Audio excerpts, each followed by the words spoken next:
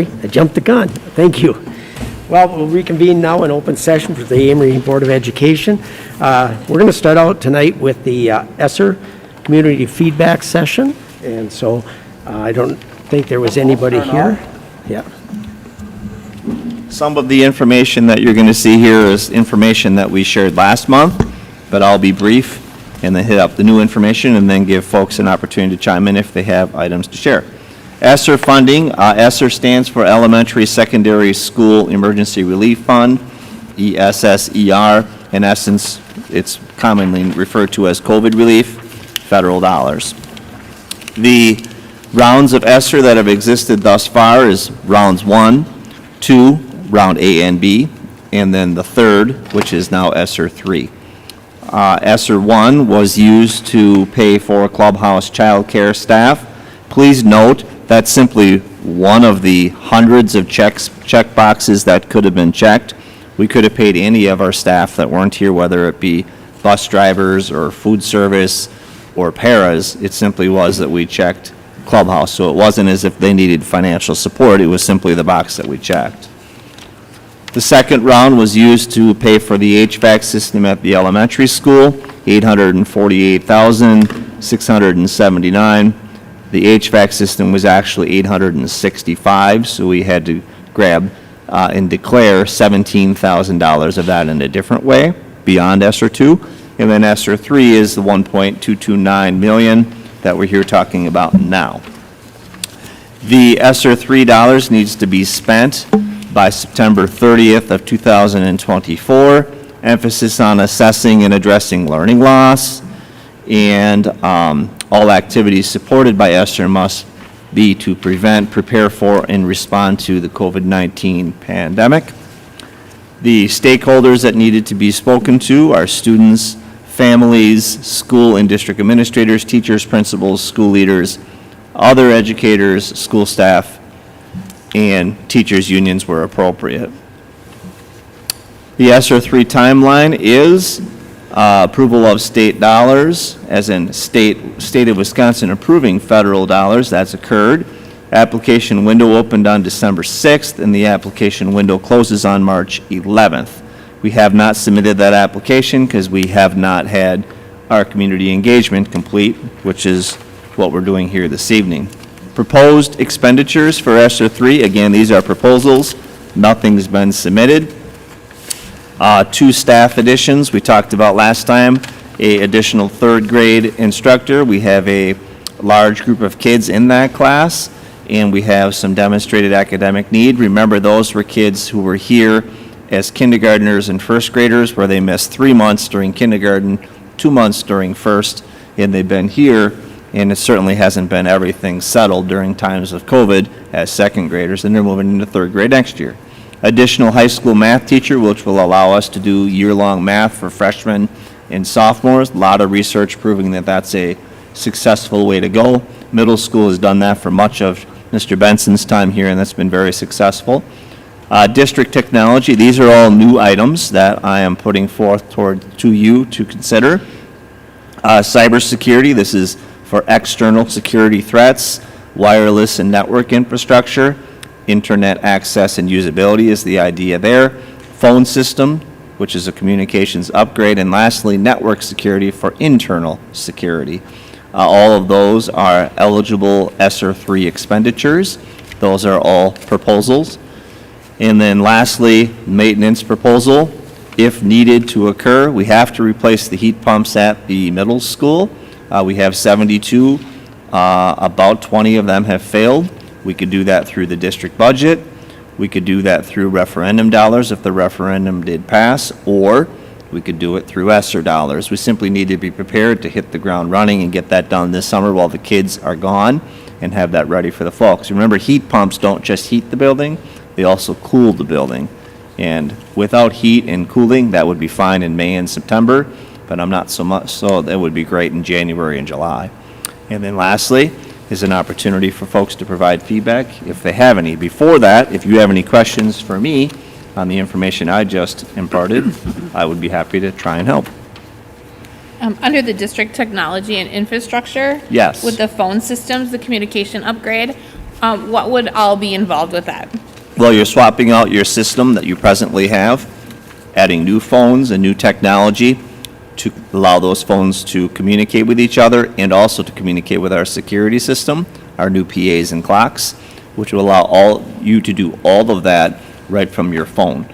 To be off-site and have a message that would go through our phone system and then be announced on our PA would be very beneficial in case of a lockdown situation, because you could communicate in a way that you can't presently in this building, or in any of these buildings in this district. What the research says about lockdown situations, the areas where you have the greatest loss of life is where you have an inability to communicate about what you need to do. This would help solve that.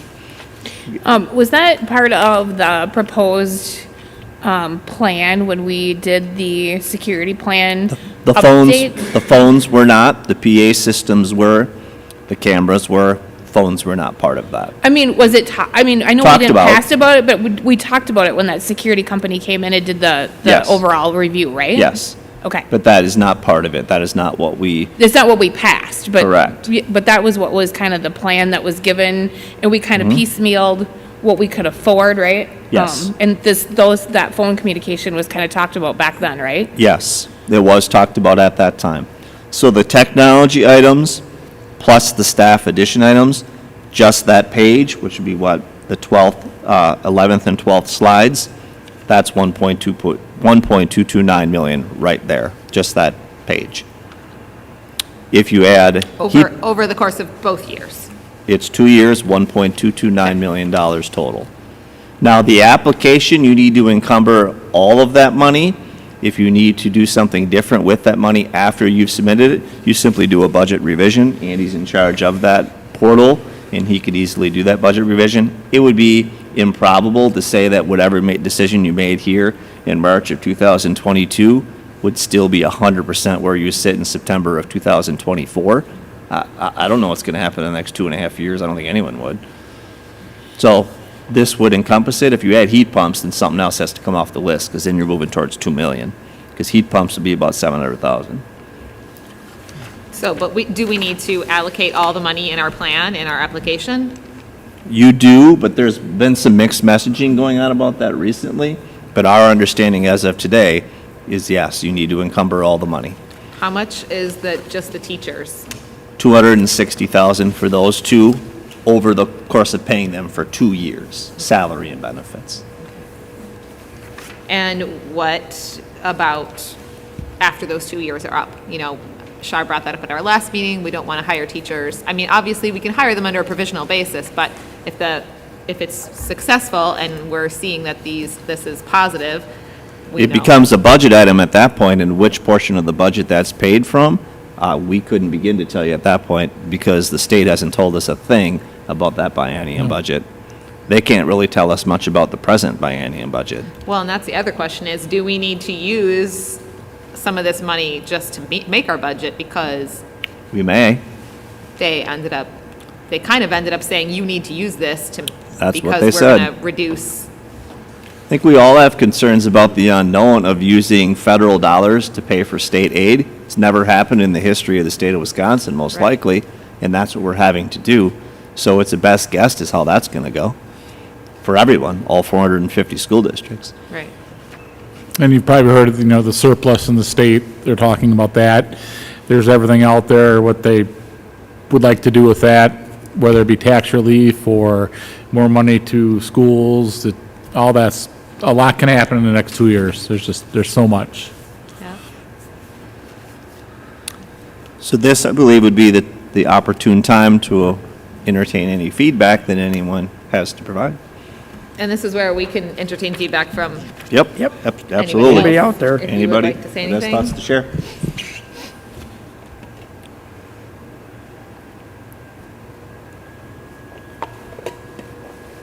Can you explain what the cybersecurity for external security would look like? Is that hiring a company? Is that buying some kind of a program? Well, Is you're that all- a service? Well, you're always going to contract that help out, because we don't have people on staff that are equipped to do that work. That's Right. high-level technology. But if you're talking cybersecurity, you're talking about, for instance, a two-method authentication to get into a system, like, for instance, when I log into my 403B, I not only log in, but then it wants to send a message to my cell phone, and then I type my cell phone code, and then I'm in. So two-step authentication, which allows for greater security from outside influences. The school district of Neenah has been shut down basically since they came back from Christmas, and Neenah's probably got 6,000-7,000 students because of a cybersecurity situation where the whole system got shut down. Janesville had the same thing. It's been a big mess. I can only imagine how big of a mess. But I don't want to steal time from Julie, so. Oh, you're fine. Okay. Can you guys, we can't hear back there very well.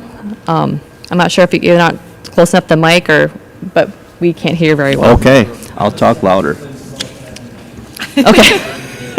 And maybe Was the it just mics me are then? just going onto the computer and not to the audio. So just the back row you can't hear there, Josh? Is that, I don't want to talk, Josh. Is what Josh Okay, am I- better or worse? Is it making it better or worse based on what Josh is doing? It's getting better? Can you hear it now? Okay. Yeah, We thank you very much, Josh. Down. Checks in the mail through IT services. Thank you for letting us know. Jack of all trades. Assistant IT director now, too. So question about the math teacher for 9th and 10th grade. So I'm still confused as to why it's just those two grades that need additional math support and not the juniors and seniors that will need more. You want to take that, Yeah. Josh? Okay.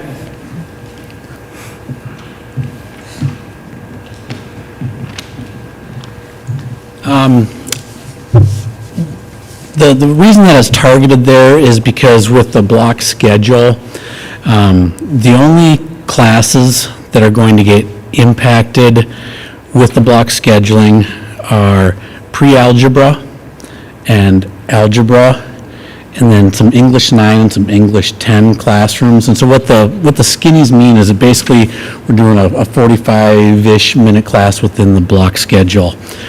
We're trying to preserve as much of the actual block schedule as possible to make sure we can keep all of our 88-minute classes in the tech shop, science classes as much as possible. Another nice side benefit, I would say, of if we can do the extra math teacher is, our math science, our math classrooms right now are really high in numbers. We have an algebra class right now that has 29 kids in it, and of course, for the teacher to give individual instruction to every single one of those students who's struggling is really challenging. So giving us some flexibility there, we anticipate seeing smaller numbers in all of our math classes across the board then too. So not only are you going to see some skinnies in 9th and 10th grade as well, but some of those junior and senior classes potentially are going to be decreased in size, which I think is going to help out the scores as well. Is there a trend in the past 25 years where we've noticed a decrease in the math skills that we also need to add the skinnies in for the incoming freshmen and sophomores? I wouldn't say going back the last 25 years, but I would say the last 3, 4, 5 years particularly, and then just doing some research, talking to some of the area high schools that have block schedules, Baldwin and Ellsworth as examples. Those are people that I kind of lean to, and all of them are doing the math skinnies in the 9th and 10th grade. And I think a direct line can be drawn between, and you can chime in on this if you'd like, Tom. We went, 4 or 5 years with reduced math and English minutes, and those are the classes that are coming in as freshmen now that have demonstrated less quality math scores.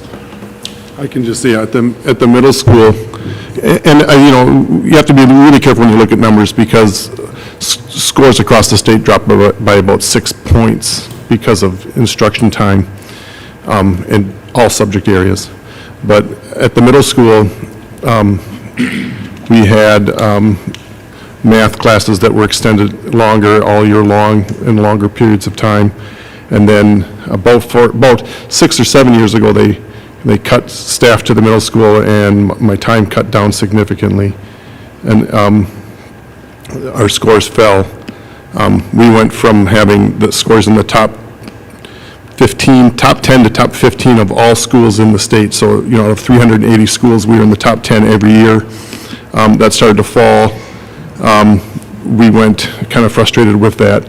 And then we've been back at it now, and, it's going to be hard to tell exactly where they'll fall and how much they'll improve, but you can see like our school report card came back right up into the top, 4% in the state.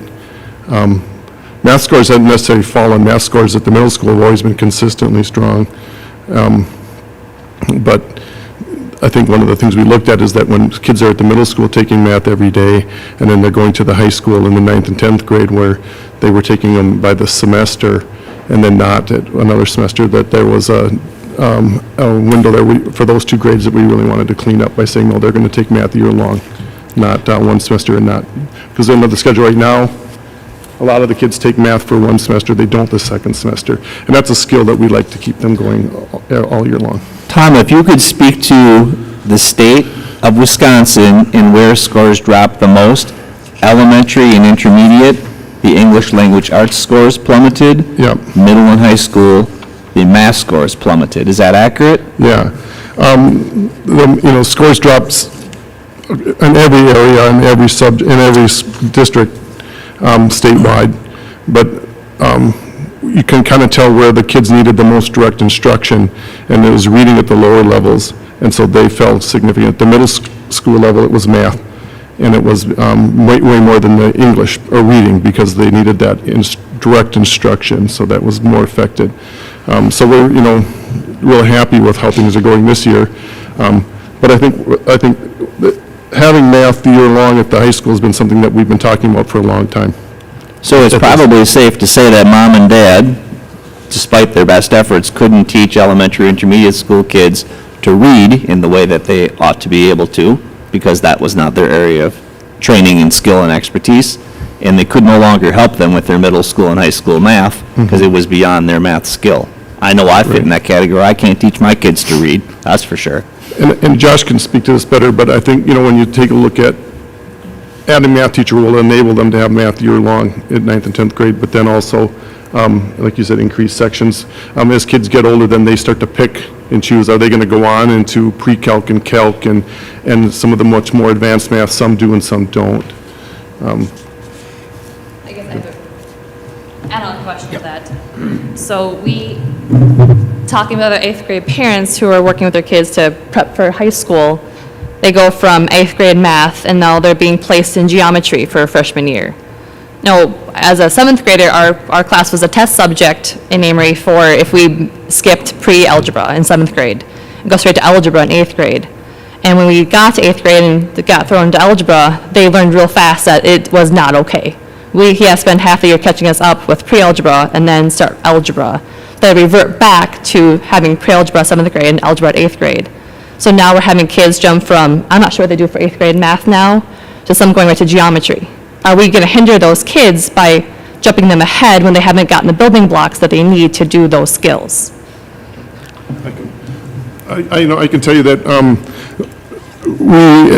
before we went to the CMP curriculum, which we've been on for 25 years now, 23 years, but we did have for many years an algebra class where kids took 8th grade math and some took algebra because they had moved quicker, so they were doing the algebra in 8th grade. As they moved forward, we found, after being embedded into the CEMP curriculum for a significant number of years, Bill Aberbeck was the teacher at the time, kind of came to me and just said, I'm actually moving just as fast with the CMP kids as I used to do in the algebra class, and it's actually a curriculum that's better suited to teach, and we're seeing better results. And I don't know how many go, but not all the kids skip algebra. When kids finish 8th grade math, some go to algebra, some go straight to geometry because the teachers felt that they'd mastered that content, and some go to a lower level math, a pre-algebra class. So the kids are going to 3 different locations. I don't know how many go straight to algebra. Josh maybe knows that better, but I can find that information out and get it to you. So they showed up, I don't want to be having us cause a problem at the middle school that we're trying to fix in high school. We should fix it in the middle school as we have better success and better use of teachers' time in the high school and students' time. Aren't I didn't know. the kids that are going usually to geometry the ones that are in honors math for 8th grade? Yeah, we have an honors math class that moves significantly faster. There's about more than 6, maybe a fifth of the kids are doing an honors math class, and they're moving so quick that those kids move straight out into geometry because they've covered it. But there are also kids that are not in that class that have shown proficiency. So the teachers are basically been drilling down saying, no, this student should move forward, this one needs to go to algebra, this one shouldn't. I would say, and I don't know, but most of the years, most of the kids are still going in and taking algebra. Just on a, we'll take our current freshmen as an example. I think there's 130 of them right now. I would say out of that 130, we had probably 30 that were in pre-algebra this year. And I would say we had probably 25 in geometry. So, and then the 75 or so in the middle were in Algebra 1 classes. That's kind of how that breakdown was this year. And that's pretty typical, I would say, in that ballpark. What the year-long math is seeking to avoid is really quite simple, to have Algebra 1 first semester freshman year, and then you have Algebra 2 second semester of sophomore year. So you go basically from January of your freshman year all the way to January of the next year before you ever see math again. Year-long math, you're going to see math from September all the way through May, all freshman year, all sophomore year. The middle school did that model for, had to be at least a dozen years, and every single year we rated out best in the Middle Border Conference and year best in the state.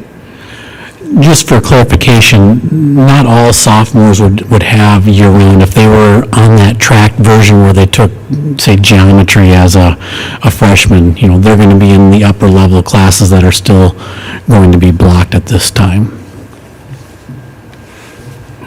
But those are the kids that need those skinnies the least, though. I mean, so those are the kids that are already at higher achieving levels. So what we're seeking to do here by this math teacher is to really cover those kids who really need to get up to those, get through those lower levels that they didn't get. Correct, and they're not going to have the extended time off like Dr. Durfler was talking about, where they're going to forget all of that material over an extended period of time. Where reading is covered in every class, and so those skills are continually through the days or even in your everyday life where you're not using those math skills every day, and so they tend to deteriorate before they get back to that next class. I've seen it with my own kids on block scheduling like that, where they end up with a big gap there, and it's really hard for them to recall what was 6, 7, 8 months ago to get back into that class. And we've seen that teachers really have a couple of weeks or a few weeks trying to go back to where they were before to get kids back up to speed to continue on. At least that's been what I've seen in my kids. The moving to the math, like the way that we're doing math at the middle school has been duplicated by most of the middle schools around us. They came in and saw, for 16 years in a row, we had the highest math scores in the Middle Border. Some of the years we had the highest math scores in the state of Wisconsin out of Amery Middle School. They came in and said, how are you doing it? We showed them. And that's immediately when Osceola went right to duplicate that schedule. And there are other districts that have moved to it since then. But we were the first that were doing it the way we're doing it out of the 40 schools in our CISA. And I know we kind of rolled out the standards-based grading kind of it ended up to be a tough time with COVID coming in, but I would hope that the standards-based grading that we have with the math, does that kind of drill down to figure out, help these teachers place kids where they need to go to the high school, that the mastery that they've seen, or is not so much yet? Is it too hard to tell? It's really hard to tell about the placement. But on the standards, they're still teaching the same content and evaluating the same things. They're just reporting it differently. You know, they're basically trying to say, rather than you got a B in math, they're saying, out of the 8 things that we're measuring, here's how you did in each one of them. But you're right. Ultimately, once we get further along, we could basically say, no, these kids really have a deficiency in this one area. So this is something that we could pass along that they could be working on categorically. You know. Good question. Work to do. Well, we're kind of trying to shoot for fixing those things at the Yeah. middle school already Yeah. by doing those things Right. instead of waiting until the kids Right. get to high school to try to fix them there, or seem that we're adding in a teacher to try to fix things that could have been taken care of earlier. I think Right. doing some of those things, and then we reverted back to the old scheduling in the middle school too as well, right? Right. So, Josh, has there been a trend downward for these ages into high school for math? Hey, Julie, we can't pick you up on the recording. Do you mind repeating? Thanks. So has there been a trend in the high school in the past how many years for the kids of this age not performing well? So if you go back and look to when the schedule change happened at the middle school, where those students didn't have the year-round math, that is the group of kids that are seniors right now. And so, yes, their scores have been significantly lower the last 4, 5, 6 years. And then we had another couple of years in there where the numbers were a little bit lower. And, you know, how many years were you in? 7 years. Yeah, so we just, we should need like. Pass Mike. I'm maybe just trying to say is that, I'm trying to understand your question, so like, you're saying is, at what point did the scores go down? We're back to where we have been, we just got there. So we had 7 years where we had to change how we were doing math. We moved back to the system that was much more effective. I have 25 years of data to show that. But then, those kids now are just starting at the high school, because we were on it for, we haven't even actually been on it. We've had the kids here, because last year was the first year. So we had a lot of them where they were down. So this is the first, like this is the first year I've had it the whole year long, and then we'll see how it goes, but.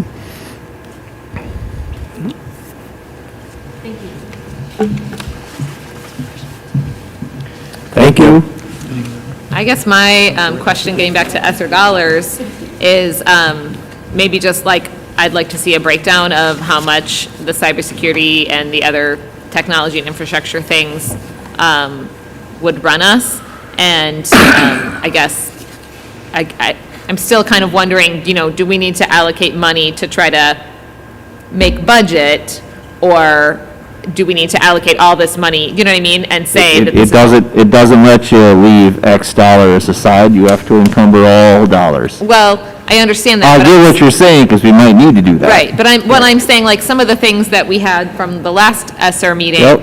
there was like a long list of things that we're already doing. So if we were using the Esser dollars to cover things that we're already doing, that would be basically helping us to make budget, because we would be using that money Certainly, if we to, wanted to. support programs we're already using, Right. running. So what Andy and I will do is we'll bring back the same list that you saw here this evening with price tags next to those. We've already done that. Met with Clinton, met with George last week. And then you can, at that point, see what it looks like.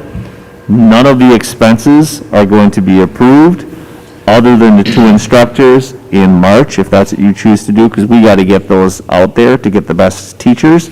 All the technology stuff, you will not take approval on if you choose to do that until April. But we do have to fill the application out by March 11th. That's non-negotiable, but it can be changed. Good conversation. And we have some visitors here, Yep. and I'll let you take back over, Keith. All right, well, we'll move on to our regular session. And what we're going to do first is we're going to return to our spotlight on education, and it is AIM in the Field exhibit. And I'd like to welcome you here. Would you like to come on in?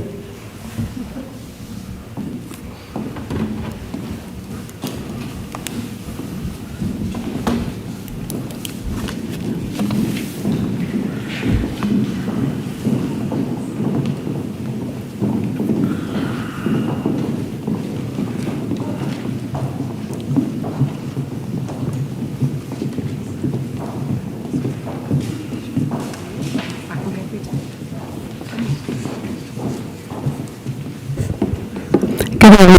I'm one of the advisors in Amery Inquiring Minds. For those of you here who are unfamiliar with AIM, we have a grade 3 through 5 program, and one of our pillars is project-based learning. What this means in a nutshell is that during science and social studies time, learning takes place by engaging in a large project where students are challenged to inquire, investigate, research, and present. I could talk a long time about project-based learning, but that's not why we're here. If you are interested in learning more or think your child might like to try learning this way, please reach out to us. We're here because we've been asked to share one of this year's projects with you tonight. This year's social studies theme is our local community. Last September, the students learned the difference between urban, suburban, and rural communities. A unique feature of a rural community is the presence of farms, and we were lucky enough to find 8 local farms willing to help us with this project. Our students read and took notes on each farm by visiting their amazing websites. Next, the students wrote to us about which farm they would like to visit and the reasons why. Groups of 6 were formed, and using their notes, the groups were required to write their unanswered questions for each farmer before visiting. Farm visits were scheduled, and for about 2 weeks, one of our 3 advisors would pick up a van and get to spend a morning or afternoon at a farm with a group of students. This was truly a rare treat, and honestly, one of my favorite projects. With such a small number of students, each child was able to ask questions freely and really be engaged and inspired at the farm. We have 4 students here tonight that would like to quickly tell you about their farm visits. Go ahead. Hi, I'm Michaela Reeves. And There's a stool there too. Yeah. Jump up on the stool. There you go. There. So we can see you too. Hi, I'm Michaela Reeves, and it was a privilege for me to get to spend the morning with Nancy at Red Clover Herbal Apothecary with Mrs. Bielmeyer and 5 other students. We learned about so many amazing plants by smelling and tasting them. A favorite experience was trying the toothache plant. It really did numb an area in my mouth when I tried it. We were shown how plants are dried, and then we were taken into the apothecary to see all of Nancy's salves and oils. We drank tea and learned that Nancy would like people to know not to be afraid of plant medicine. Thank you.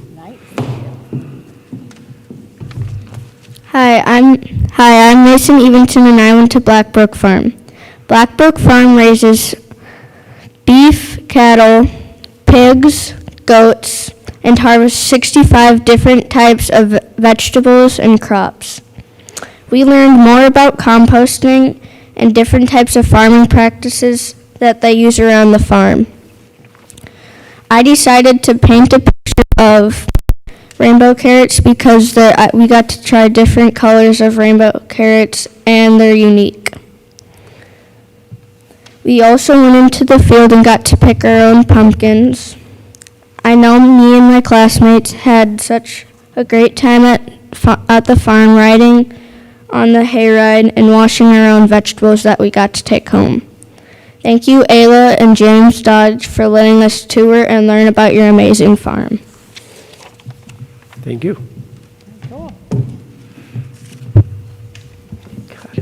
Well, I'm Raylan Nyheiser, and I was able to spend a morning at Turnip Rock Farm. We were able to see Rama make cheese and had a blast watching Joss feed the leftover whey to the pigs. They went quite crazy.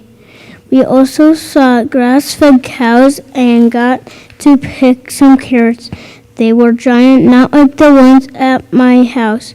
We watched them get washed in a big drum, and then got to eat some. They were delicious. Thank you.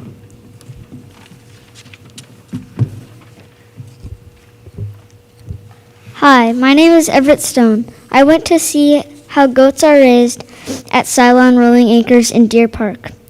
We met the owner, Leslie, who began this goat farm in 2013. We learned about the process of raising pasture-fed goats and saw how Leslie prepares to sell the meat in her small shop. My favorite part was seeing the baby goats.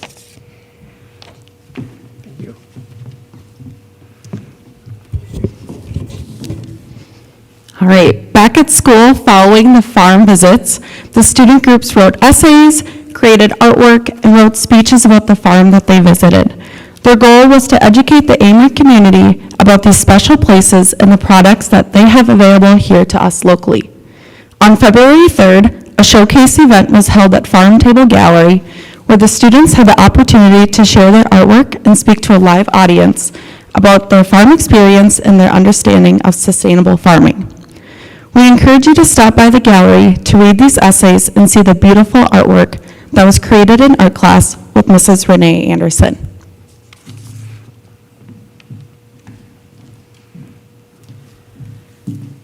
So this is my third year working with the AIM group and the Farm Table Foundation, and it has been wonderful. Every year, we come up with something new. And this year, you know, I heard that it was about the rural farms, and I had no clue.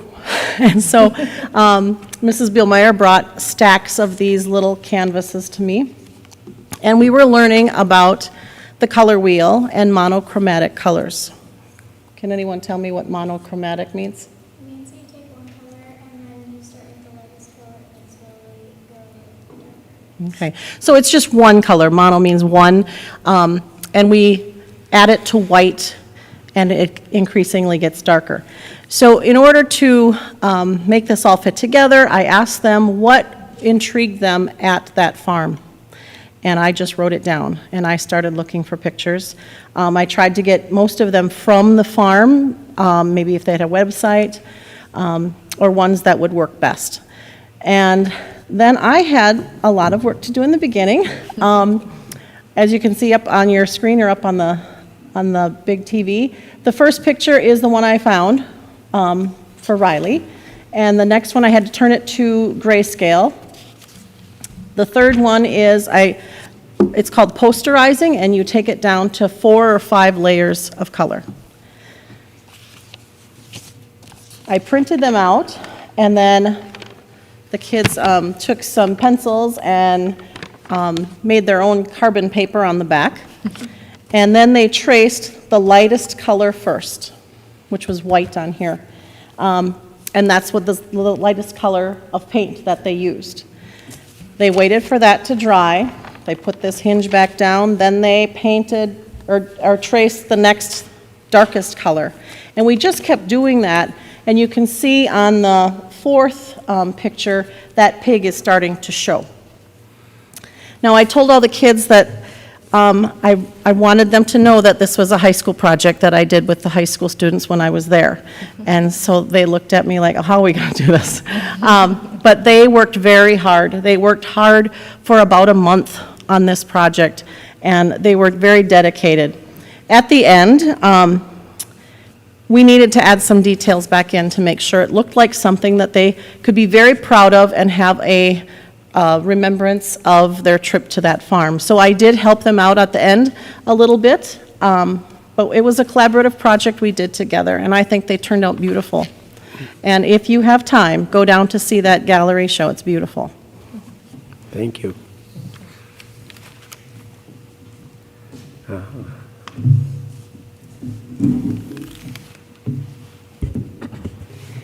We want to thank the following farms: Blackbrook Farm, Whetstone Farm, Northwood Mushrooms, Cylon Rolling Acres, Bullbrook Keep, Z Orchard, Red Clover Apothecary, and Turnip Rock for letting us tour and learn about your farms.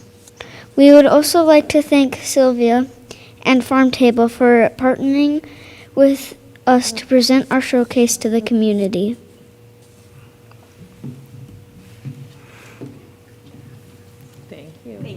Thank you.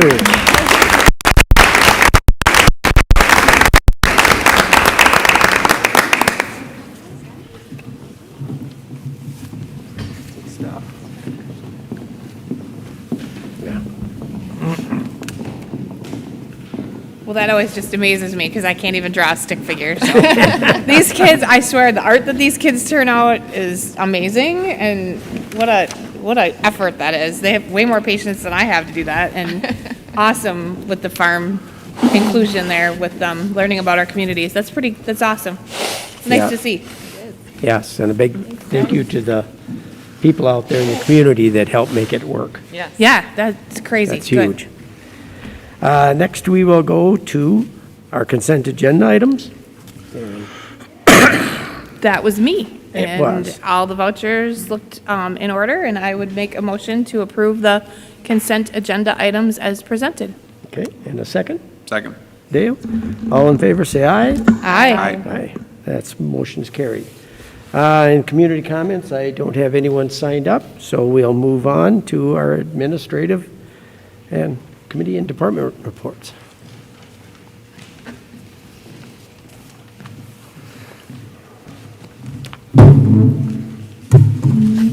Well, I thought you were going to get up on that stool. Yeah, I'm a big boy now. Okay, so at the high school, we had our freshman registration night on January 31st. We had approximately 94% of our incoming freshmen and their parents show up. We did have a few staff members that were out with illness, so we weren't able to do all the tours that we normally would, but nice presentation, answered a lot of questions for parents, and saw a lot of excited faces for their next year of school. We had Snow Week January 31st to February 4th. A lot of fun, a lot of successful things going on there, getting back to some of the older ways of doing things. Schedules are being constructed for those state assessment testing days that I've talked to you about, the ACT Aspire, the practice test. All that is kind of getting ready to roll. We've got senior nights have been going on for all of our sports teams, including boys tonight and dance as well. We had our Ecp Conferences on February 7th and 10th. Remember the point at the high school, yes, we do talk about their classes and their grades, but we really like to have conversations with their parents about scheduling for the upcoming year, the path that they're going to go down. Our teachers have done a really nice job of helping steer kids in certain directions with their electives based on their post-high school decisions, what they're going to be doing after high school. Excited to let you guys know that we were able to fast track our relationship with UW River Falls for the dual academic credit program. We were able to get it rolling for second semester for physics. Initially, we weren't going to be able to start it until next fall, and we were persistent, and we assured River Falls we could pull this off. Mr. Bosley did a little extra work on his end to make this happen, so we have 13 students right now that are going to be receiving credits from UWRF this year in a physics-based class without having to take an actual AP test at the end of the day. And I'm in constant communication with Dean Young from UW River Falls about the growth of this program, so we're really excited about the options coming down the road. Next year, we're looking to add a couple of more courses. We think statistics is going to be an option that we're going to be able to run if we can get enough student interest, so that's a place we're going to start. And we're hoping to get some things rolling with English and other science classes potentially. So got some good things coming there. As I've mentioned multiple times, we've got between now and the next time I meet with you guys, we will have hosted 5 sectional events. Hockey, wrestling, basketball finals. We have 3 basketball games. That's pretty much unheard of. You get 1 game typically a year if you're lucky.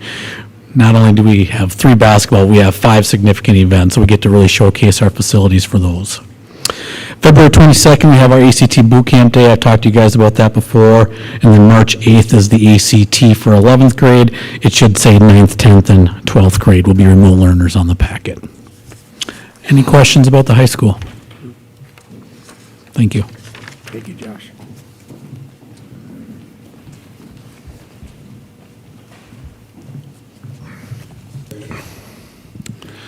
All right. At the middle school, we've had a busy month and have a great month coming up. Just last Thursday, we had in-service district-wide at the middle school. We were lucky to have Mr. Mike McGowan, and he came in and he worked with staff, and his message primarily, his training was for staff on dealing with students that have dealt with significant trauma and being a trauma-sensitive school and approaches that best suit and work with kids from that angle.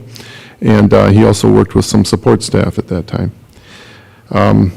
Students are working on their individual goals, and they've set goals for themselves, and they've been processing with their advisors on things that they can do to help themselves improve academically.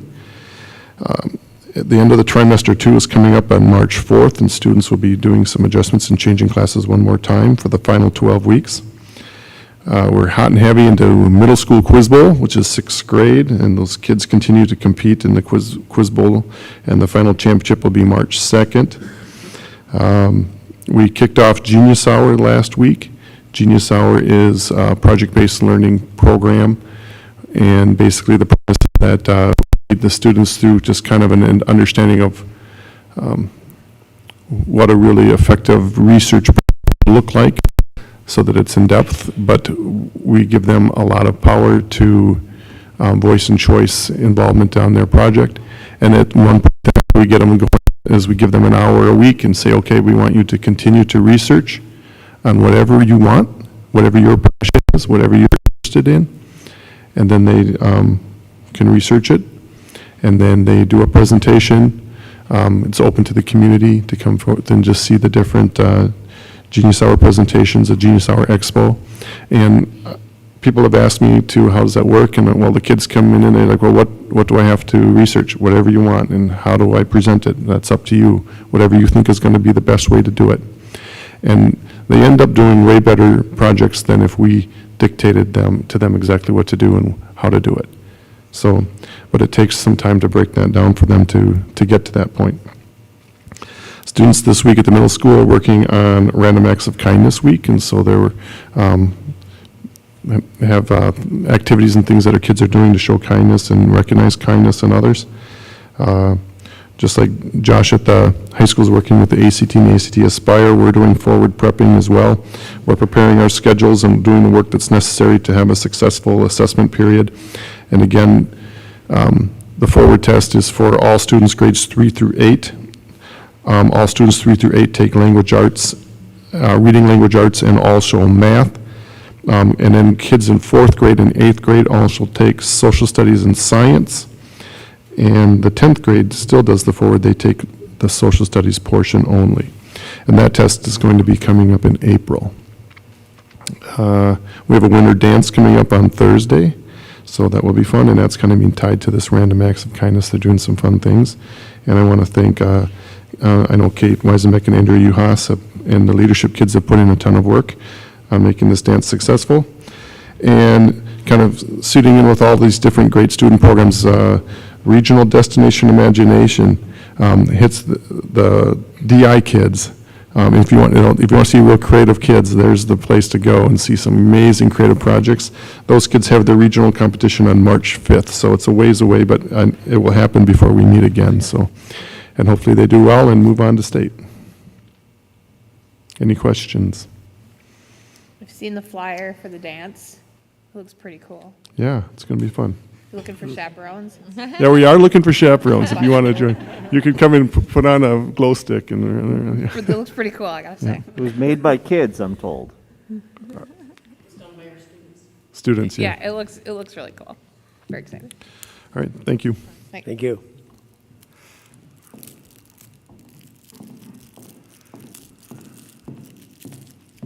Shar, maybe you can supervise that, and you can keep an eye on my 6th grader, because I'm sure he'd rather see you there than me. I don't know about that. Well, on January 26th, 3 school district math reps and I virtually attended a CISA 2021 Math Standards Rollout Workshop. This one was virtual. We attended the first one in person. This one really focused on the K-8 content standards and the mathematical practices. There's an upcoming one. It'll be the 3rd one. It's a virtual session as well that will take place on February 16th. And for that one, 2 high school math reps and myself and a middle school math representative will attend that one. That one's really going to focus on the high school standards and then something new that is called F2Y standards. So those are math standards that have to be taught within the first 2 years of high school. Those will be implemented the school year of 2024-2025. So we're really just getting everything organized, looking at how they will impact our essential standards or our scope and sequence. Cheryl and I attended a CISA 11 curriculum coordinators meeting this past month. The meeting focused on a variety of topics that included assessment, PLC, state updates, and then social studies and science instructional materials. The second half, which was wonderful and blended itself really well, focused on the science of reading. So Cheryl and I really enjoyed attending that. It was very helpful on our next topic, which is the Ela Arts Adoption. During the January 24th in-service, kindergarten teachers through grade 5 had met with ARC reps and had Q&A sessions, and then spent the rest of the day on professional development, understanding ARC a little bit better, looking at the materials, designing a week of implementation, and then our K-5 teachers actually piloted the program for a week. So January 31st through February 4th, we piloted that program in place of our current reading program. Did a lot of work aligning those programs so we were still hitting the same content, same essential standards, but using their curriculum to develop it. The next steps are gathering all of those thoughts regarding ARC. We have an ELA leadership meeting coming up this week, and then Cheryl will share our next steps on Houghton Mifflin into reading. Vision and hearing screening. All students at the intermediate school were screened for vision and hearing the week of the 24th. A big thank you to Rose, our school nurse, and our parent volunteers for doing that. It was done really quick and in an orderly fashion. The AIM exhibit, as you just heard, was hosted at the farm table on February 3rd. I just really want to echo the thoughts of thanking the local farms for letting us use your beautiful spaces and the farm table for allowing us to host this event in your gallery. Parent-teacher conferences took place this past week on February 7th and the 10th. Very well attended. I don't have exact numbers yet, and a very big thank you to IPO. They provided dinner for us on Monday night. A little plug for a new event of Love Your Library. So our first annual Love Your Library event will take place on 2/22/22 in the intermediate school library. Some exciting things will be happening. We have cookies and hot chocolate. We have some book raffles that are going to be going on. The AR committee at the intermediate school, as well as Mrs. Annie Brayton, are really working hard to develop some book talks and really focus on some new authors that we're featuring within our school. Upcoming events, the Love Your Library event. On February 24th, the fourth graders are going to have 2 guest speakers that will focus on the Iditarod. So 2 people that have been active in the Iditarod. They have some artifacts that they're bringing. They're actually going to be having some huskies available for the dogs or for the children to interact with. And then we have spring break coming up. The last thing I'd like to highlight and really congratulate is Sam Montana. She's been working very hard. She is one of our 4-5 Montessori teachers. She just received, within the last couple days, her Montessori teaching diploma. As you know from previous Montessori teachers, just the effort and the amount of time that goes into it. They say it's approximately 4 to 6 hours a day, and it can take anywhere from 9 to 10 months. So Sam worked very, very hard at that. She's been a really great fit, so I want to just congratulate her on that. Any questions? Thank you. Thank you.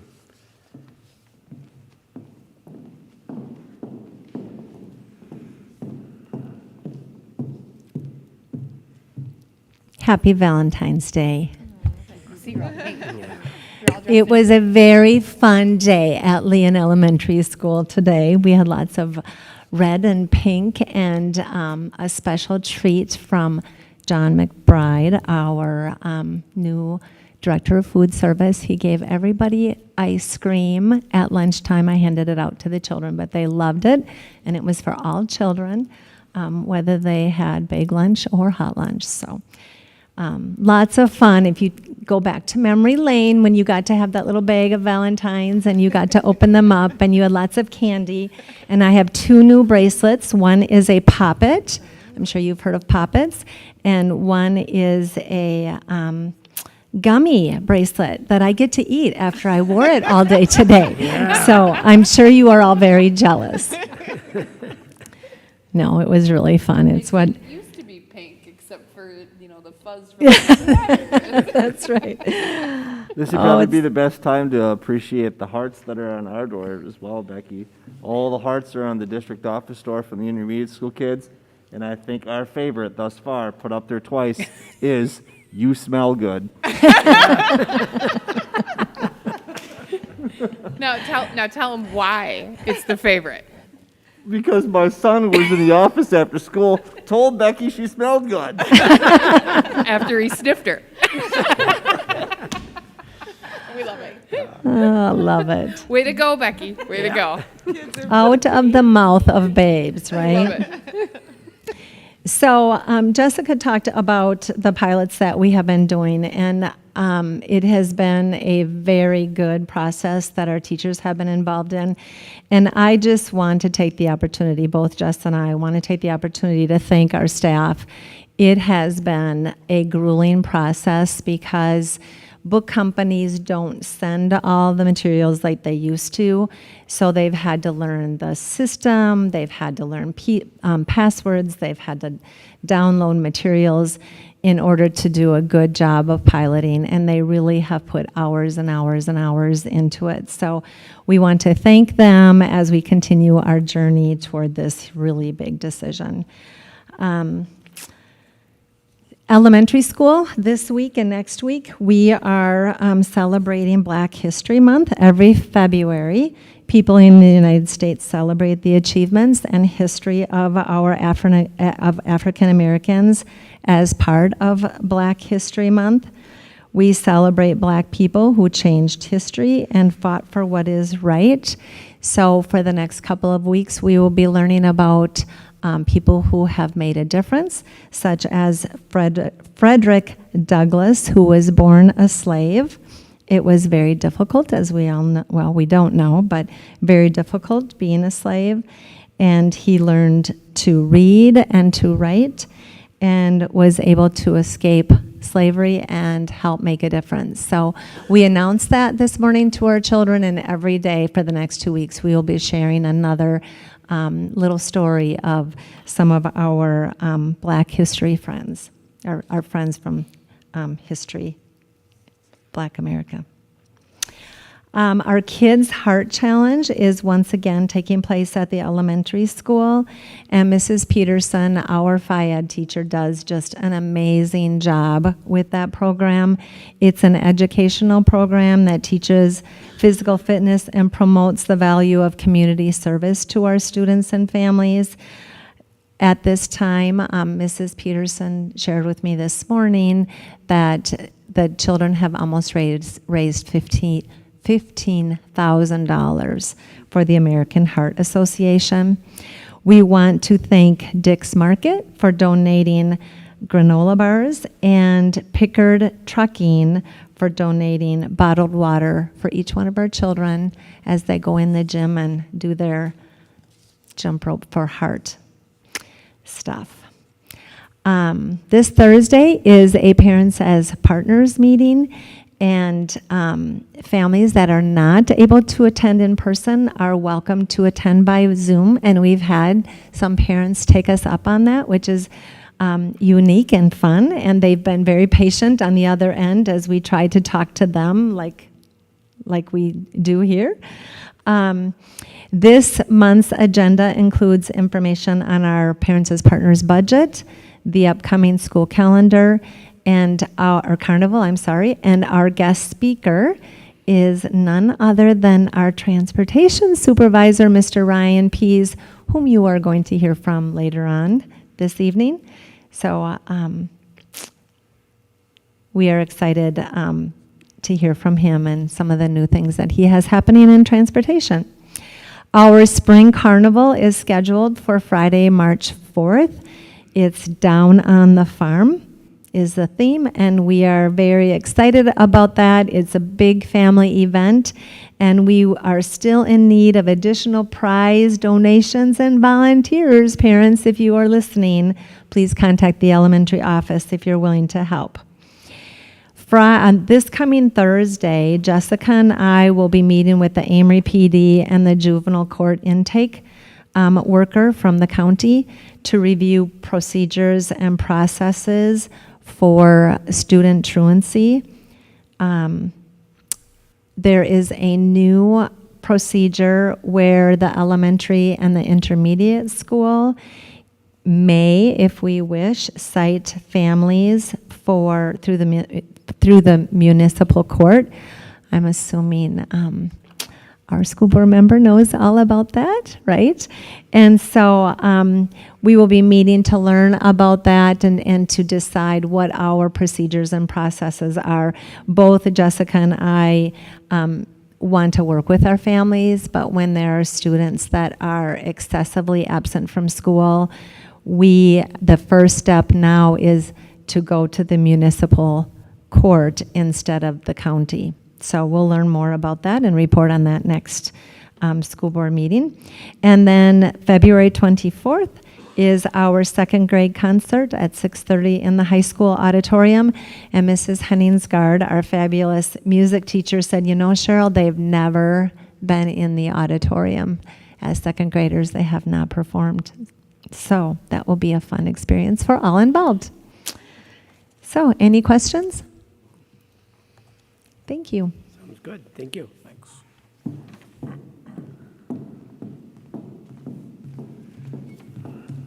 Just a few quick updates from Pupil Services, and common theme here again, I'm going to talk a little bit about mental health.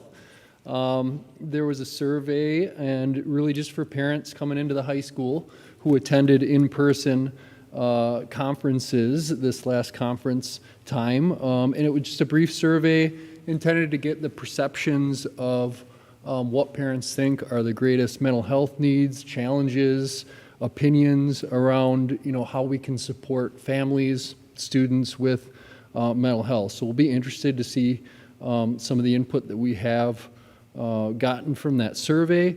And then we'll also be, you know, running that through students' perceptions of their needs as well, which we do periodically with a couple welcome surveys and things at the high school. So always interesting to look at parent perception and then also have student perception along with it, because as we know that sometimes a parent's perception is quite different between the student's perception, and oftentimes somewhere in the middle it might be kind of reality of our best interventions and help to support kids.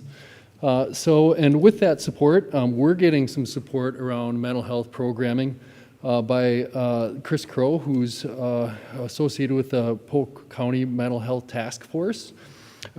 He's helped us to evaluate some of our Tier 2 interventions and framework, and really the next step and the goal is to be connecting with local mental health providers, kind of determine what the level of interest is, and then maybe capacity in terms of how many hours, what possibly they could lend us in support in working with us to help mental health needs here in the school district. So, you know, we're not looking for just one person to come in for an hour and two and be done and not to see them in 6 months. We really want an organization or a group of folks who are going to help us with professional development, coordination of services, and then potentially even direct health care if that's such a thing that we can manage and we can find a way to do it. So that's an exciting place to be for this, and a lot of it's around what we're hearing from students, particularly our anxiety, stress management, a lot of the stressors coming around the pandemic and being a teenager, if not just a human being, over these last few years. As Mr. Benson, our DAC coordinator here, said, we've got a lot of training coming up, familiar with the exams here. One of the, you know, smaller in terms of numbers, but equally important one is the dynamic learning maps. I'm sure you've heard me talk about that one. We just have a few students on that, but we still have to train some teachers. That is for students grades 3 through 11, and they do ELA and math, and then science at the 4th, 8th, and 10th grader. And again, that's just a small number of kids, but there's some work to do there. And then finally, an announcement here, the Polk County Mental Health Task Force, again, there's helping us out to offer a parent university on April 2nd. That's a Saturday. All parents and guardians from Polk County are invited to attend this event. Amery will be hosting it. It's being planned right now. The focus is providing parents knowledge around child development, healthy communities, and nutrition. And our director of nutrition and food service, John McBride, will be helping us to offer a lunch to all who attend. There'll also be free child care. And we're hoping to, just light up the social media and the invites and get as many people here as we can, hopefully on a day with beautiful weather. Any questions? Thank you. Thank you.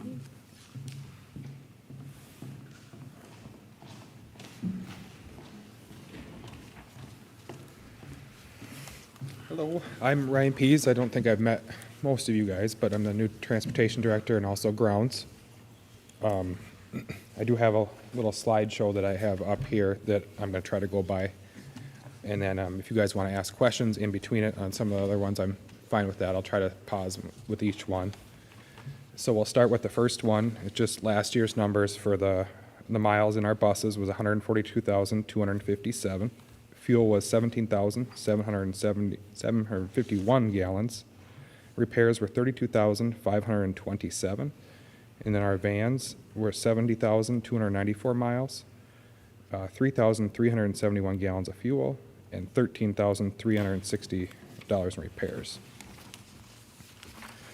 For our fleet updates, we did order a new bus in June. It's not arrived. It's been pushed back, I think, 5 times now, and it's scheduled for April as of now. And we're kind of getting on the cusp of not getting our DNR grant if it doesn't come. So I've been on top of Wisconsin Bus and getting us our new bus. So far, they're saying April still, and then the supply chain has gotten better as far as parts. And we've noticed that in repairs as well. We've had a couple parts we had to wait 4 or 5 months for, and now they're starting to come in. So we're able to get our newer buses. That was a problem. A lot of the diesel particulate filters and things like that, and the DEF systems were having issues. We were able to replace 2 of our minivans. We had some ones that were 08s that had around 200,000 miles on it, and getting to be pretty costly to keep up. We did replace the plow truck that was getting pretty old that Tom Olson uses around the district. Any questions on that? Yeah, Ryan, we had opted to sell the vans outright instead of trading those in. Do you know where we're at in that process? I think we traded them because it was going to be We about the weren't same going to make price. any more money by selling them. We'd make the same, if not less, based on the quality of the van. So we decided to trade them in because we were further ahead doing so. I think we discussed it and said, look into it and see because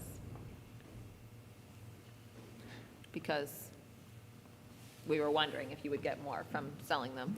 And we were not able to. No, I did look into it, on Marketplace and Craigslist and different to see what the comparables were around, and they weren't too far off.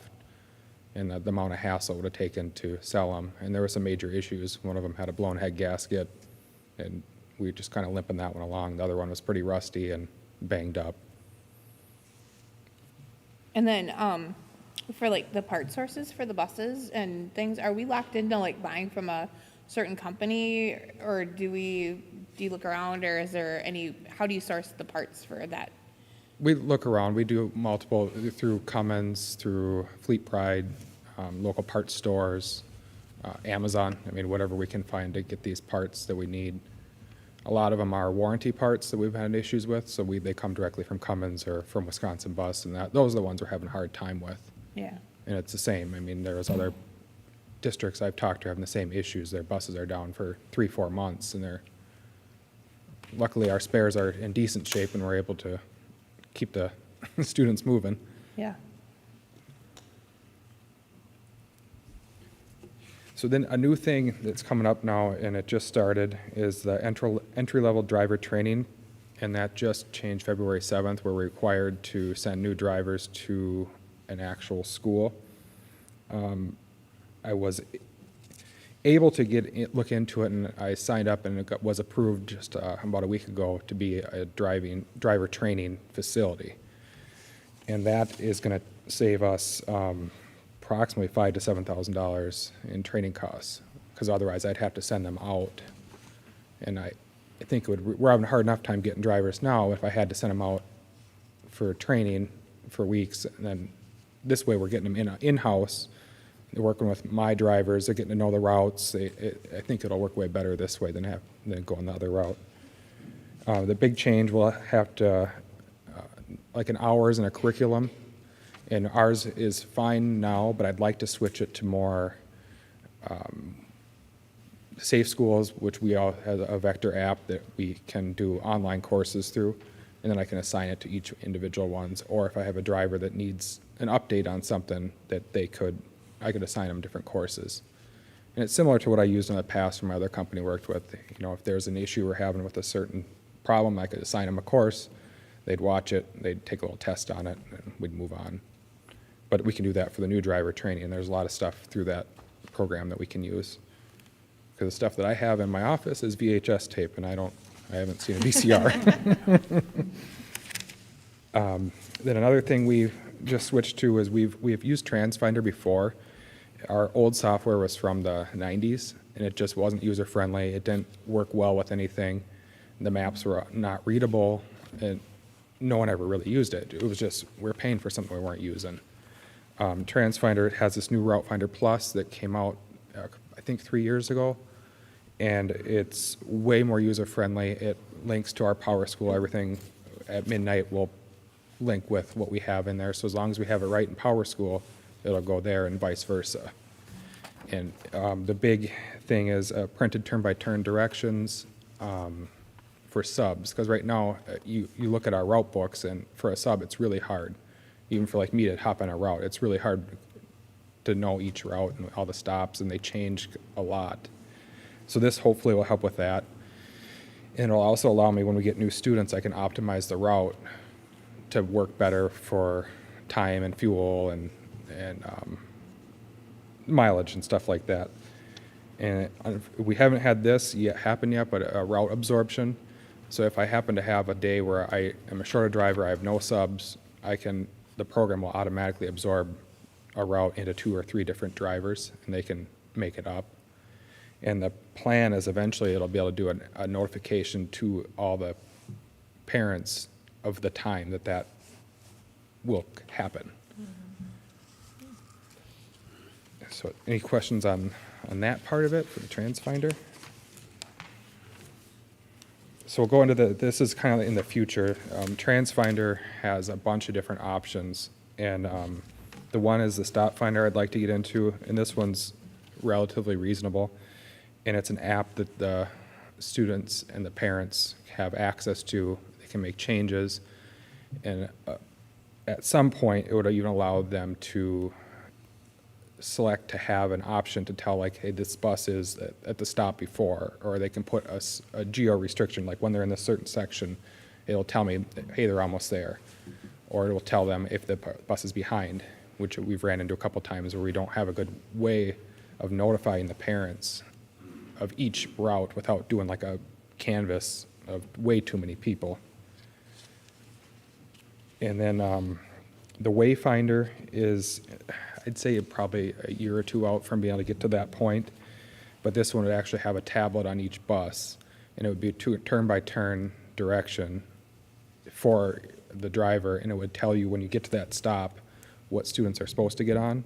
And then if you have extra students, you can type in their name and it'll come up, and to actually have a better knowing of who's on the bus. Because right now, I mean, someone could hop on, you don't really know who they are. They're a student, but we don't know who they are. And if something would happen on the bus, I don't know exactly who's on it. So I'd like to get to that point to do that. And then for a sub driver to be able to have it, I can assign it to them the night before. They can watch it on their phone on which directions it'll go to, who's on that route. And then the attendance thing is huge on that. Just to, you get to that stop, it pops up on there, a picture of the student, their name, you click it, riding, and then you know who's exactly on that bus. And I'd like to get to that point eventually. Then some other districts do that, and they're really liking it. Does it add a lot of time to the bus route itself to have to enter in kids as they come on the bus, or? Nope, it just pops up. So at that stop, and it'll say who's going to ride, and you just click their picture, and that's who's riding. If you don't click it, they're not riding. There's one more step on it that some of the bigger districts are using. The students will have like an ID fob, and when they get on the bus, they put that up to it, and it'll automatically Read it. read it, come up that way, which would be nice too, but I don't think we're quite big enough to make it seem feasible anyway. For the staff, we have a little bit of turnover. We have a lot of people stick around. Kenny Gunther, he started as just a one route, and now he's doing both for me. He's new. Amber, she's a new van driver, and she's going to be a student teacher, I think, so it's nice to get her on board. Or I think she just finished her student teaching. I think everything else is the same. And that's it. Any questions?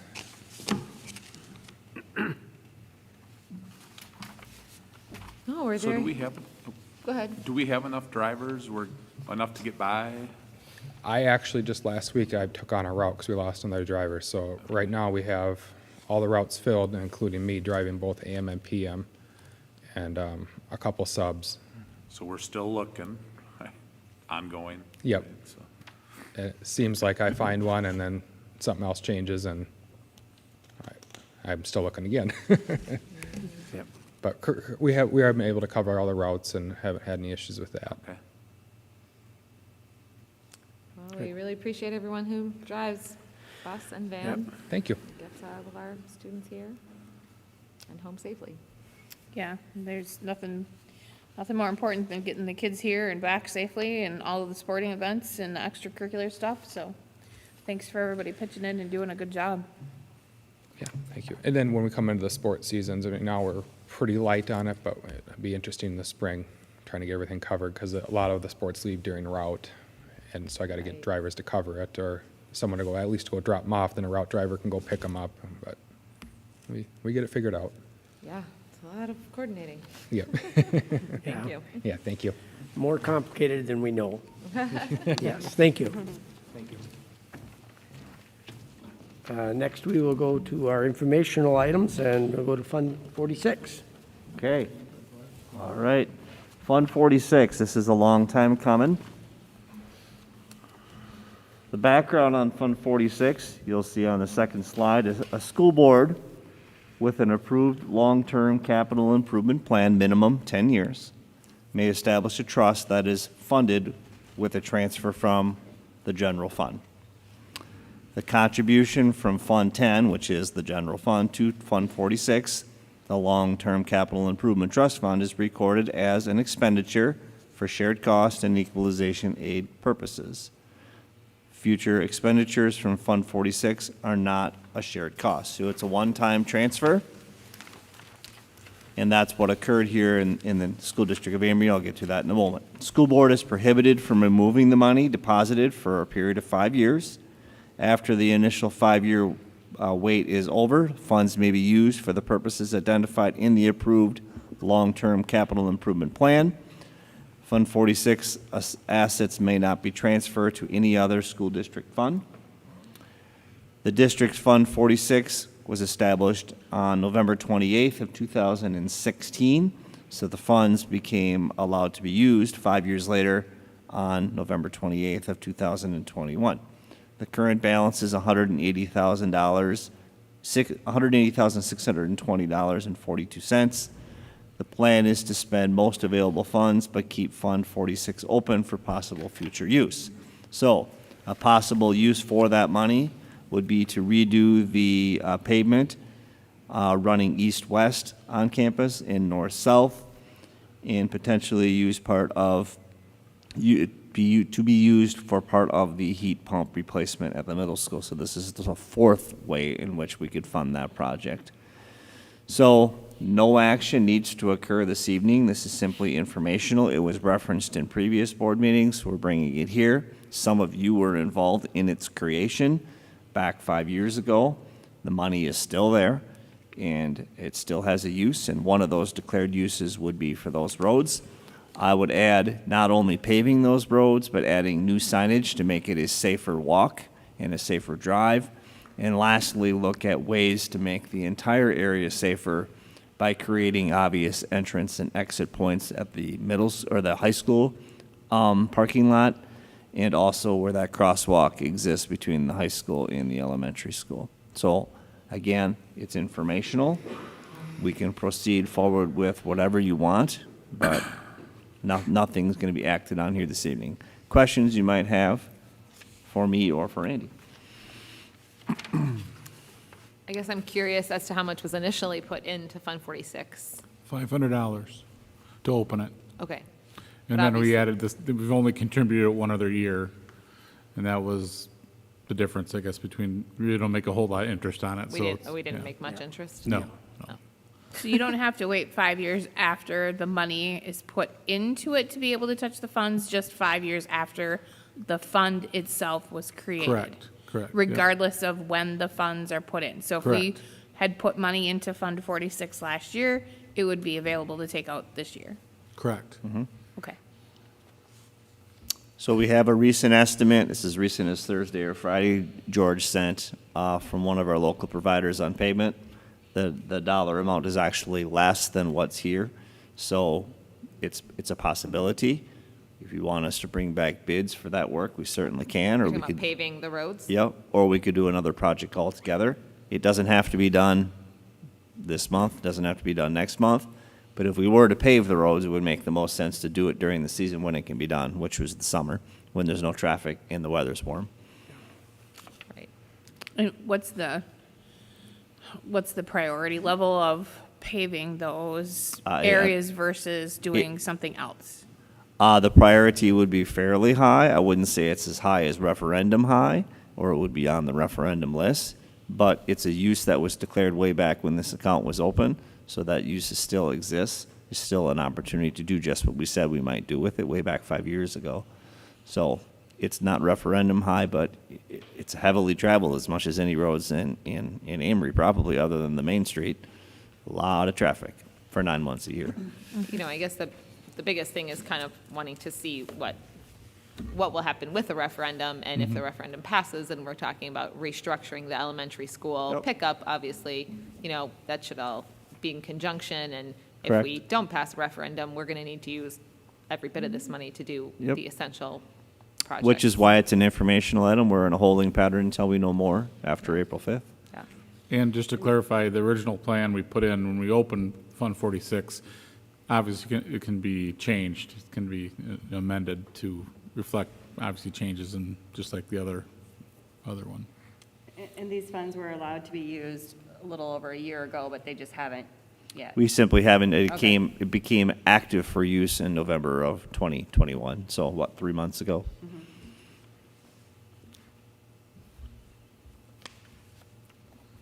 There's, what criteria for using this money? Whatever you put in your capital improvement Yeah, plan. whatever you put in your plan for, and which, like I said, can be amended and changed, because the original one that George was part of before I was here, that was all entered, and like I said, now, we'll, depending on what we decide to do with it, we would change it again, obviously, before we would do Right. but it has to just be, you know, anything to do with construction or upkeep of the school district, so. It's becoming a higher priority with the more issues that arise, safety-wise, with kids walking and folks driving between the middle and intermediate school heading towards Minneapolis.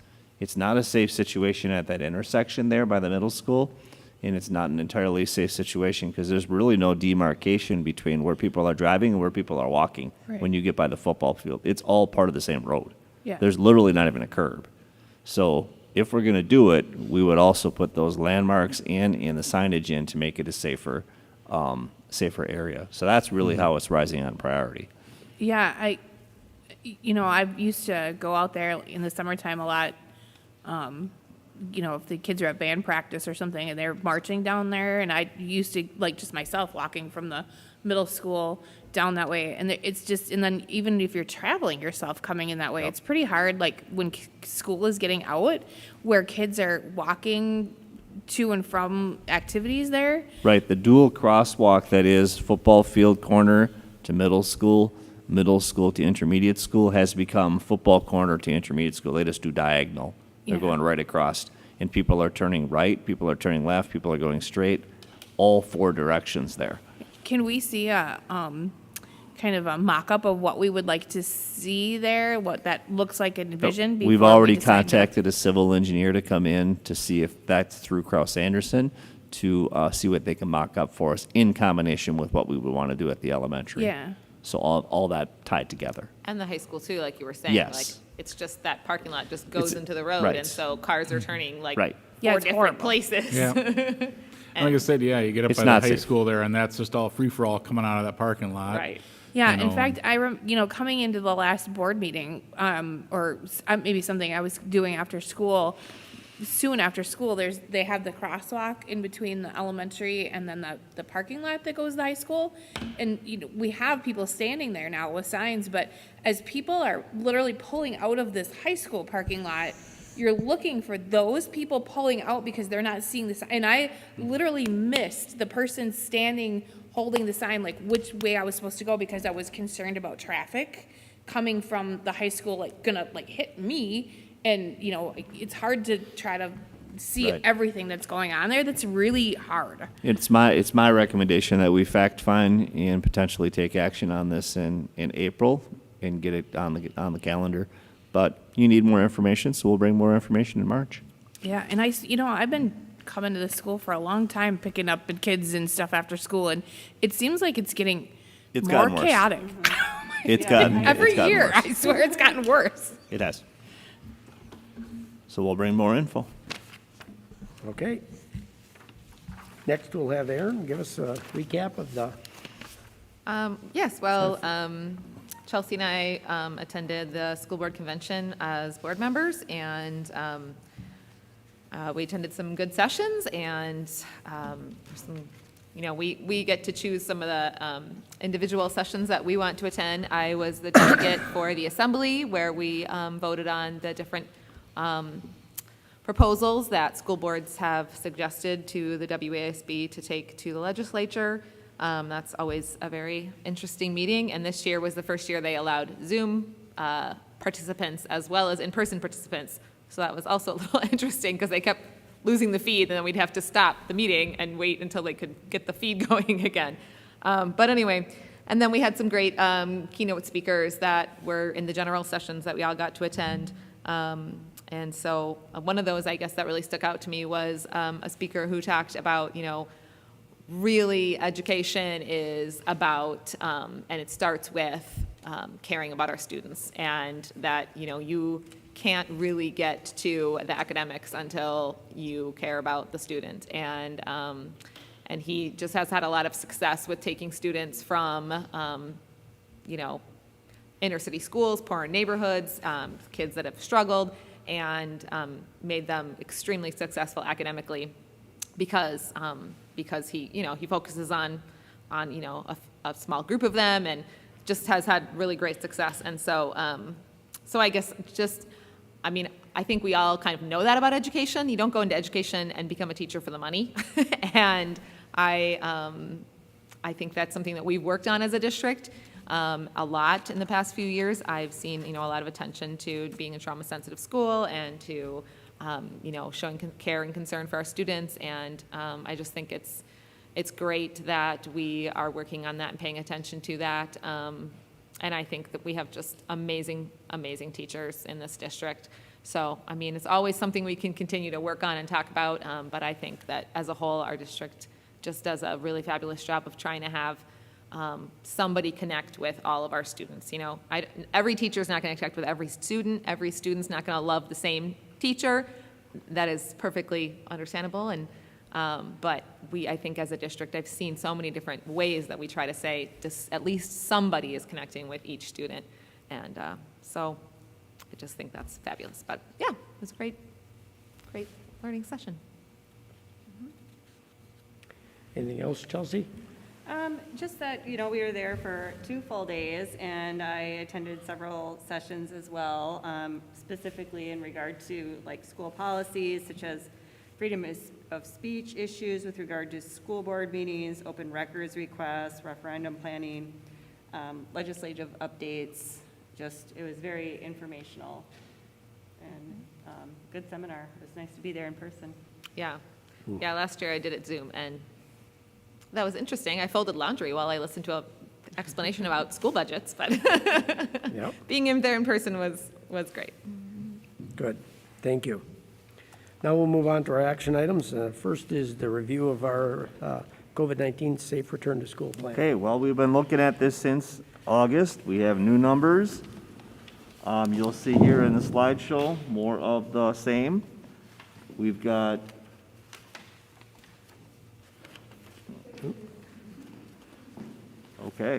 we've got numbers here on the second slide from January 29th to February 4th.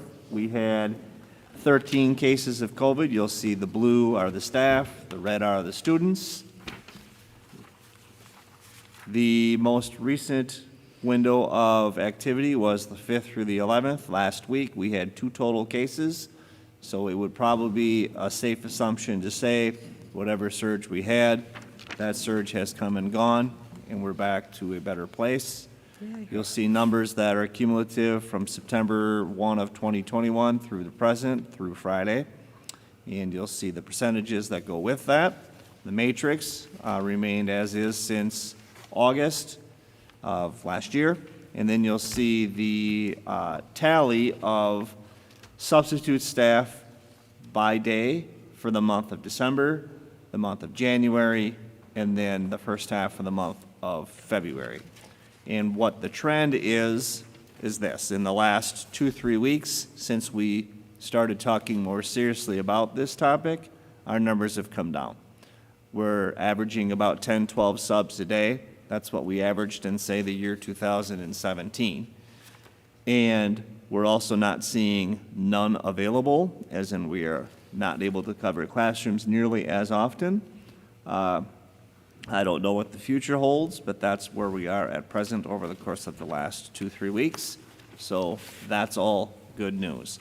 There are still some options on the table for you to consider, whether that be now or in July or in May or whatever you want to do it. We're presently at $125 for a sub pay. You'll see our closest neighbors.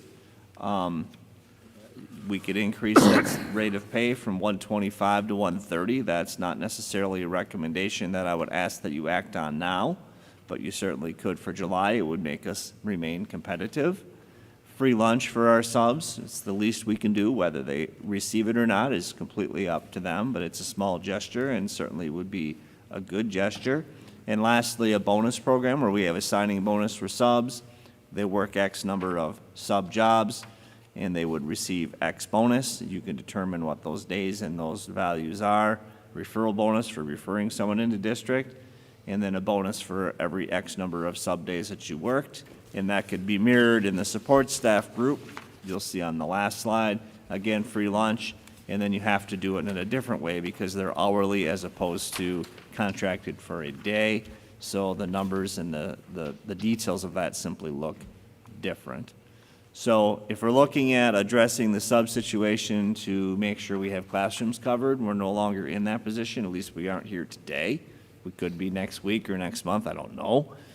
But there's also value in rewarding subs in the way that they would be rewarded here. I would express caution about taking action on that now until we have costed that out and given to you what that would be financially. That would be prudent in my mind.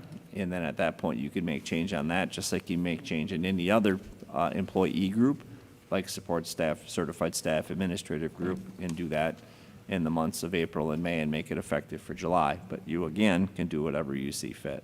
So those are the details of the day on the numbers and on sub proposals. Questions or comments for me? I see included in the kind of recommendations that were laid out here that there isn't an option about contracting subs. Is there, do you want to speak further to that, or is that? I would speak to that by saying I'm not sure that increases the sub pool, but to be quite honest, I'm not sure any of these things would increase the sub pool. I could rest assured that if you contracted subs in, you'd probably have the same people you ordinarily have in. But here's the irony. Some folks that have said to us, we would like to be contracted as subs so we know we can come there each and every day, Monday through Friday, have also said to us right after that, but I don't want to go to the elementary school, or I don't want to go to the high school. If we're contracting you as a sub, you're coming to the district each and every day and you're going to be assigned where you're going to go. I don't know that it would be a fair way to go to say, you're contracting me, but I get to pick where I'm subbing. If Right. you're in, you're in. So that gave me a lot of hesitation to contract, because folks didn't want to go to certain spots and didn't want to be in certain areas. Well, I guess that people that would apply to be under the contract, though, would have to understand that that's where they go. Yep. But that wouldn't really, the folks that were pitching for having contracted sub days originally were many of the same folks that said, but I don't want you to tell me where I'm going to be. I would like to still select where I'm going to be. Well, you sort of can't have it both ways. Right. Yep. So the goal is to increase the sub pool, but I'm not sure how to do that other than to significantly escalate your sub pay. I mean, to where Hudson is at $200, and I don't think that would be wise to do that either. We're not Hudson. Well, we don't have the same budget that Hudson does. No, we don't. We don't. But they're competing with the cities, where sub rates are probably 200. Right. Yep. Wow. Hard to do a change like this when we're at the midstream of our budget. Yeah. And like you said, we don't have any numbers really accumulated. I will happily bring numbers back in March or April, of whatever you want us to do. So you know what it would be for a price point, at the very Yeah. least. I think that we need that, and we need to keep, think about it a little bit more, and, I mean, I think free lunch seems like easy. It does. But as far as actually doing an increase in the sub rate, which I'm not against, but, we do need to see the financial impact, and then even thinking about these bonus programs, what would the financial impact be of Right. those? We're going to revisit the return to school plan again. It's not really a return to school at this point, it's a stay in school here when we move into March, so we can do the subs right after that. We've done it 2 months in a row, we can do it again and just bring the numbers. Well, we could also be looking at that when we're talking about increasing the pay for our other. Yep, there's a listening session that's already on the calendar. Dale and Dale and Shar have typically been the folks from the board that have sat on that group. We can have that conversation at that time too. Right. It's not a 'Cause quorum of I the think we need to board. consider all of that. Yep, all the support staff, all of the certified staff, all of that conversation occurs at that meeting. Yep. That would be good, I think, to add that. Sure. To that meeting. It would. I think so, too. Talk about it all. Yeah, then we have that better idea of the big picture, the big package when we come back. I think, do we typically do that in, April, Dale? March is when we do the listening And then we session. come back here in April to the board Right, meeting. because it needs to be acted on in April so we can have contracts and letters of appointment in May before people leave for summer. Yeah. I'd like to see this all, what this looks like in the big picture of the big budget of Absolutely. everything else that we're looking at doing, so. Absolutely. Okay? And although we want to, reward our subs and thank our subs, we also need to consider the people that are employed here Sure. full-time and making sure that we're offering Yes. them a comparable wage. I'll bring it back. Okay. Next up is our donations. Okay, To the donations to the district. Travis Sen donated $300 to the egg program. Moms for Liberty, thank you for the goodie baskets delivered to each of the school lounges and the bus garage. Heather Rushfeld, a donation of books to our library and a donation of $500 for the purchase of additional library materials. Amery Area Public Library, thank you for the donation of bookcases and tables that they were unable to use at their new location. Amery Express, the Angel Fund Warrior gas pump, the quarterly check was $1,242.16, so we thank Dix for that. Redeemer Lutheran Church, thank you for the jackets, boots, and snow pants donated for Lean Elementary students. Star Prairie Fish and Game, thank you for your donations in memory of Steve Bielmeyer, $250 to the Ice Fishing Club, and another $250 to the trap shooting team. And that is it. So thank you for your support with all those donations. I will make a motion that we accept the donations to the district with heartfelt thanks for all of those people and organizations. And a second? Second that. Sure. All those in favor, say aye. Aye. Opposed, no? Absolutely cool. We've really seen some unique donations coming in. Yeah. You know, I mean, we're always thankful for all the donations that we get that, you know, but they've always kind of been the same and pretty standard. We've really seen some unique things coming in, and it just shows how, like, diversified our community is and what people want to give towards, and it's really just, it's pretty cool to see. Yep, different passions, but all for the best for the kids. Yeah, really cool. Focused on them. Next, we will go to personnel action. Okay, we have new employment athletic contracts for Amber Glazer as a paraeducator, Zach Severson, JV boys golf coach, Haley Tyberg, school nutrition, Denise Vaughn and Cheryl Weeks as clubhouse assistant teachers. Resignations, school nutrition, Lindsay Edwards, bus driver Brian Johnson, varsity boys tennis coach Tanya Jolson, 4K teacher Anna Melberg, and retirements, and we'll recognize this one a little later on when we get closer to the end, elementary school principal Cheryl Meyer. We won't make you do your big speech here today. And you can still change your mind if you want. We can too. Yeah, we can too. I don't know. No one's ever said no from the board. If we do, I don't know what they do. We've tried, but yeah. Steve Norlander, custodian, we'll recognize that one as well at a later time. But I do have a recognition here for Kathy Vincent, and make sure that Tom Benson's in the room because we've got some Tom Benson material here. Kathy Vincent's been in education for 34 years. He knows where this is going.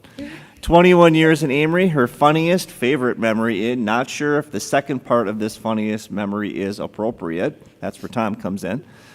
Tom Benson piled all of his desserts on her plate at the beginning of the school year, beginning the back to school year potluck after I set my plate down and by his and turned around to talk to some teachers at another table. And then Tom yelled, "I think we have a winner." When I turned around to look, everyone was looking at me, and I became the first ever female winner of the Big Fork Award that they gave out to the people who had the most food on their plate. And I told him I would get him back. Here's where it gets inappropriate, and we won't go through all of this, but when Tom turned 40, there was a special little gift that Kathy arranged, and it embarrassed Tom very much. So Tom can tell you that story after the fact. What she will be looking forward to, Rob and Kathy got themselves a new camper, so they are looking forward to camping trips, including a camping trip down to Florida of next year for the entire month of February. And this is a pretty common answer, doing whatever she wants. And I could definitely appreciate that. So congratulations to Kathy and Steve and to Cheryl. Yeah. Awesome. Oh, we hate to see you, all three of you go. Wonderful service to our district. There's a lot of longevity there in those three resignations. I don't know. There's a whole bunch right in the room. 3 new subs. Bus driver. Yes. That I want to see. Yeah. That actually happened. Remember when you were on the wall at the elementary and my son walked by and said to me, "Was that Mrs. Meyer driving the bus?" And I said, "Yes, it is." And then he paused and said, "I don't think that's a good idea." I agree. I can hear the chimes that they start their day, when she opens the door. Got to be trained, though. Well, okay. Ryan's here. You can help. All right. Motion to accept the personnel action? Reluctantly, I'll make the motion. You will, Shar. Second. And Dale. All those in favor say aye. Aye. Aye. And opposed, no. All right. A sad one. Motion to, we don't need a closed session? Nope, we do not. And motion to adjourn? So moved. Aaron, second? Second. Dale, all in favor say aye. Aye. We're closed. Thank you much.